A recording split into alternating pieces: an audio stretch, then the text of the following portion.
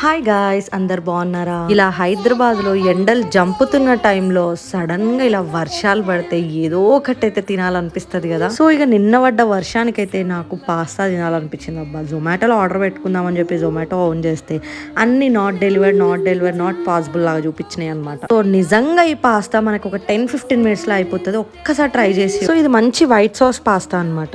Very easy process అండి. మనకు కావాల్సిన ఏంటి అంటే పెన్నే పాస్తా తీసుకొని చాలా బాగుంటది. అండ్ కొంచెం milk and 1 tablespoon corn flour తీసుకోండి. Red chilli flakes, oregano, mixed herbs and కొంచెం సాల్ట్.